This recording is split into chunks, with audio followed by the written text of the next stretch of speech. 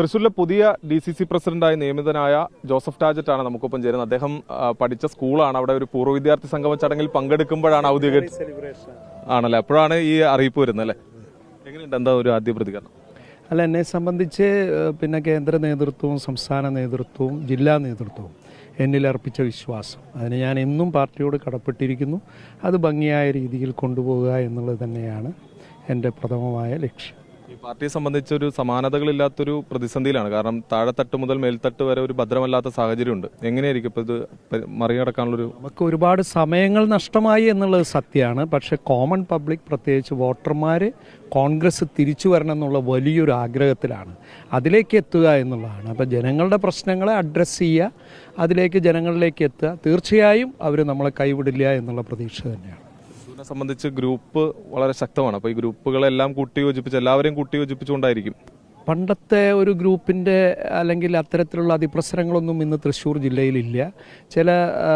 ചില സമയങ്ങളിലുള്ള അഭിപ്രായ വ്യത്യാസങ്ങൾ എന്നുള്ളത് മാറ്റി നിർത്തിയാൽ അല്ലാതെ കണ്ട് ഒരു പരമ്പരാഗതമായ ഗ്രൂപ്പ് അല്ലെങ്കിൽ അത്തരത്തിലുള്ള പ്രശ്നങ്ങളൊന്നും ഇന്ന് തൃശ്ശൂർ ജില്ലയിലില്ല. പക്ഷേ ജില്ലയിലെ എല്ലാവർക്കും തിരികെ വരണമെന്നുള്ള വലിയൊരു ആഗ്രഹമുണ്ട്. ആ ആഗ്രഹത്തിനപ്പുറത്ത് ഗ്രൂപ്പൊന്നും ബാധിക്കില്ല എന്ന് തന്നെയാണ് ഞാൻ കരുതുന്നത്.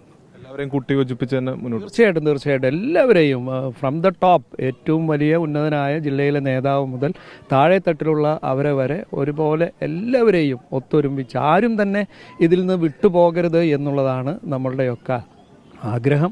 അവരെ വിട്ടുപോകാതിരിക്കാനുള്ള രീതിയിൽ എല്ലാവരെയും ക്ഷമയോടെ കേൾക്കുകയും അതിന് പരിഹാരങ്ങൾ കണ്ടെത്തി മുന്നോട്ട് കൊണ്ടുപോകുക തന്നെയാണ് ലക്ഷ്യം. ഇനി 2 തെരഞ്ഞെടുപ്പുകൾ മുന്നിൽ വരികയാണ്. തദ്ദേശ തെരഞ്ഞെടുപ്പ് പ്രത്യേകിച്ച് അത് LDF-നെ സംബന്ധിച്ച് അവർക്ക് മേൽക്കൈ ഉണ്ട് എന്നവർ കരുതുന്ന തെരഞ്ഞെടുപ്പാണ്. അത് കഴിഞ്ഞ് നിയമസഭ വരുന്നു. എങ്ങനെയാണ് ഈ 2 തെരഞ്ഞെടുപ്പുകൾ? ഞാനിവരുടെ ഒരു മേൽക്കൈയിൽ ഞാൻ വിശ്വസിക്കുന്നില്ല. കാരണം ഇപ്പോൾ നടക്കുന്ന തദ്ദേശ സ്വയംഭരണ സ്ഥാപന തെരഞ്ഞെടുപ്പിൽ കോൺഗ്രസിന് അല്ലെങ്കിൽ UDF-ന് ശക്തമായ ഒരു തിരിച്ചുവരവ് തന്നെയാണ്.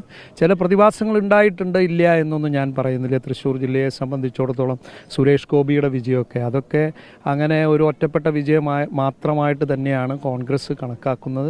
തീർച്ചയായിട്ടും ഇന്നത്തെ ഈ രാഷ്ട്രീയ സാഹചര്യത്തിൽ കോൺഗ്രസിൻ്റെ തിരിച്ചുവരവ് വളരെ അനിവാര്യമായിട്ട് തന്നെയാണ് പബ്ലിക് കാണുന്നത്. അതുകൊണ്ട് തന്നെ തദ്ദേശ സ്വയംഭരണ സ്ഥാപന തെരഞ്ഞെടുപ്പുകളോ അസംബ്ലി തെരഞ്ഞെടുപ്പുകളോ ഞങ്ങൾക്കൊരു ബാലികേറാ മലയായിട്ട് ഞങ്ങൾ കണക്കാക്കുന്നില്ല. തീർച്ചയായും പഴയകാല പ്രതാപത്തിലേക്ക് കോൺഗ്രസിനെ തിരിച്ചു കൊണ്ടുപോകാൻ സാധിക്കും. പാർലമെന്റ് തെരഞ്ഞെടുപ്പിൽ നഷ്ടപ്പെട്ട വോട്ട് തിരികെ പിടിക്കും. അല്ല, ഞങ്ങളെ സംബന്ധിച്ച് അന്ന് ഞാൻ പറഞ്ഞല്ലോ, ഈ സുരേഷ് ഗോപിയുടെ വിജയം എന്ന് പറയുന്ന ഒരു താൽക്കാലിക വിജയമായിട്ട് തന്നെയാണ് കണക്കാക്കുന്നത്.